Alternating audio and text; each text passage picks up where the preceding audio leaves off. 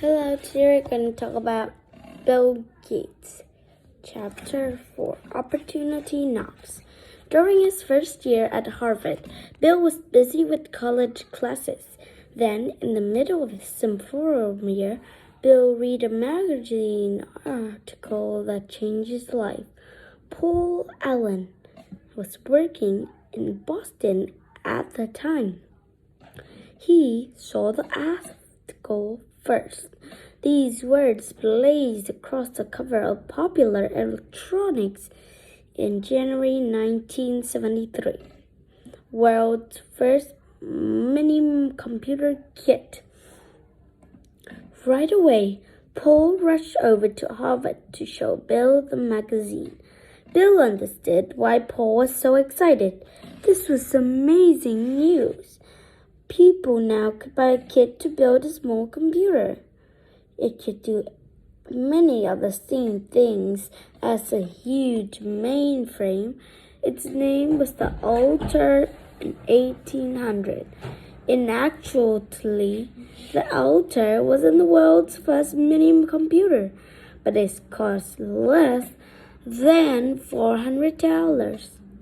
So, it was first one cheap though for hobbyists, people who like to do things themselves.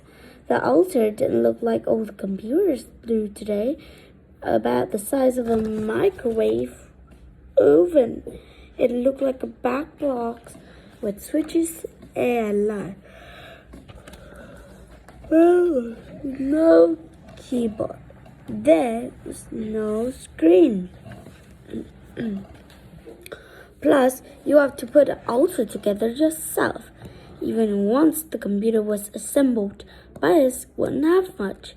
They wouldn't have the hardware, the hard parts of the computer that you could touch, but there was no software to go with the Altair. Software is the language program that tells a computer can't do a thing. A computer without software is like a car without gasoline.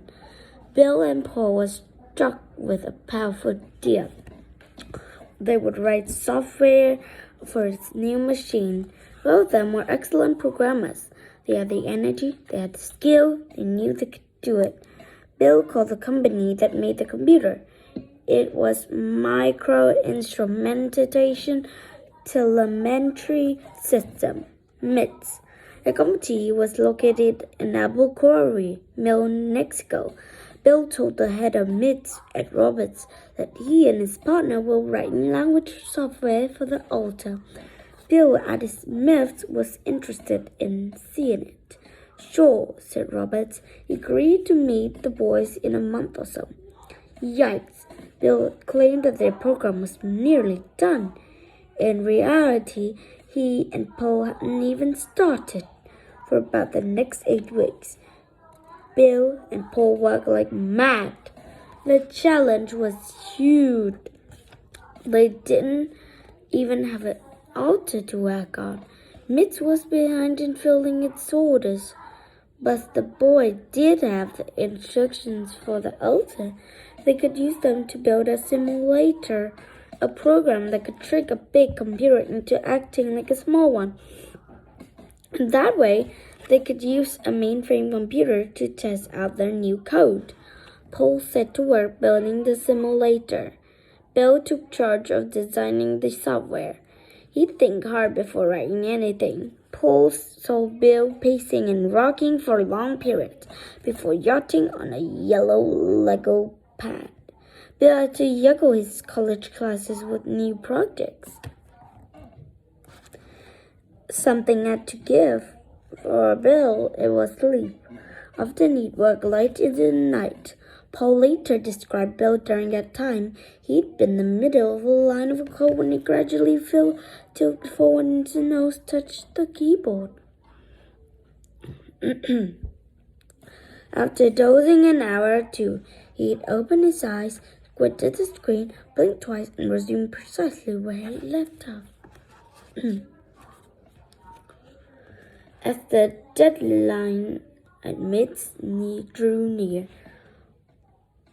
Bill lined up another friend from Harvard to help out. Just at the nick of time, the program was ready. Paul was chosen to travel to Albuquerque to show the program to Ed Roberts. The boys had worked so hard. Now their dreams were on the line. When Paul got to MITS, Ed Roberts brought him to a messy table. There sat the little old, quiet and lifeless. Paul got ready to do the test run of their program for Ed. He felt tense as he loaded Alta before. Would it work? Was the code right? Paul held his breath and put to the first command. Print 2 plus 2. Instantly, the computer shot back the answer. 4. Success. Minutes later, Ed Roberts to decide to buy the program. Bill Gates and Paul Allen had created the first programming language for a microcomputer. Bill was only 19 years old.